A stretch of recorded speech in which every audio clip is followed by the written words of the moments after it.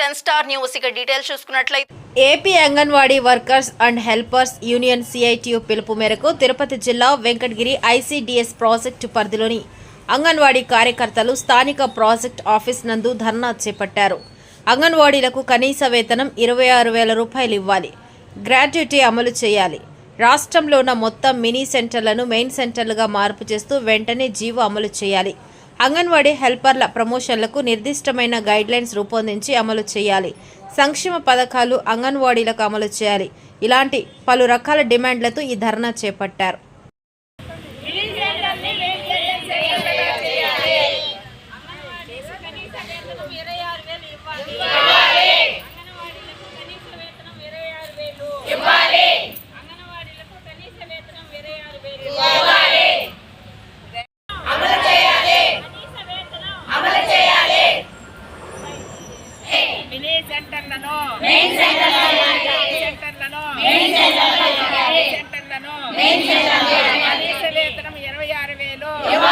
కనీస వేతనం 26,000, కనీస వేతనం 26,000, హెల్పర్లకు ప్రమోషన్లు నిర్దిష్టమైన గైడ్లైన్స్ ఇవ్వాలి, హెల్పర్ల ప్రమోషన్లకు నిర్దిష్టమైన గైడ్లైన్స్ ఇవ్వాలి,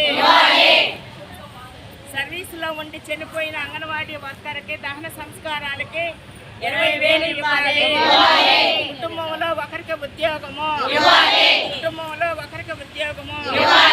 సమ్మెకాలంలో చనిపోయిన వర్కర్కి కానీ హెల్పర్కి కానీ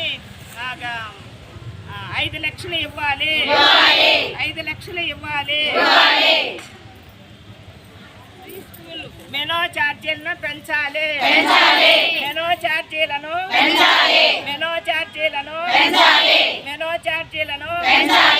గ్యాస్ను ప్రభుత్వమే వ్యాప్తంగా మన ఐసిడిఎస్ కార్యాలయాల ఎదుట ఈరోజు ధర్నా నిర్వహించాము.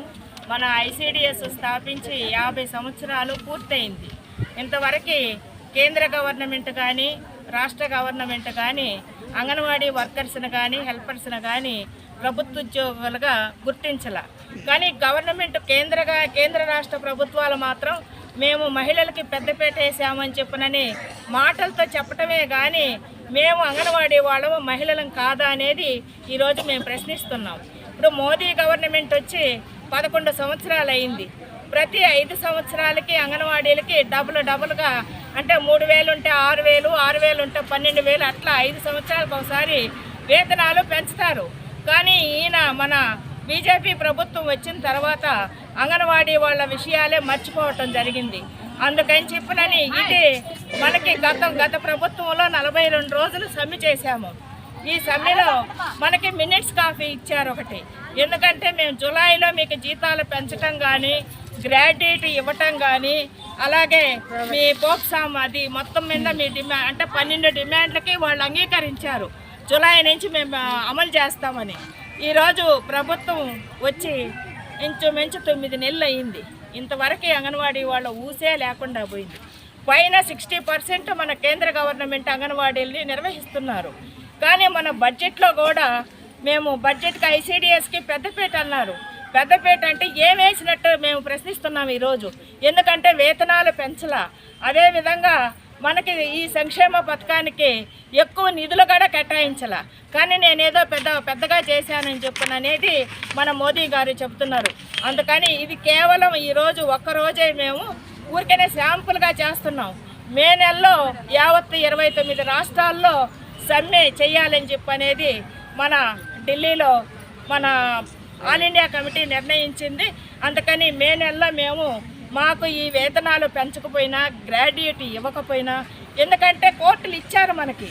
ఇటు చూస్తే గుజరాత్ కోర్టు ఇచ్చింది 3వ తరగతిగా ఉద్యోగులుగా గుర్తించాలా, 4వ తరగతి ఉద్యోగులుగా మన ఆయమ్మల్ని గుర్తించాలని చెప్పని గుజరాత్ కోర్టుకు నిర్ణయించింది. అదేవిధంగా మన సుప్రీంకోర్టు కూడా ఇచ్చింది తీర్పు.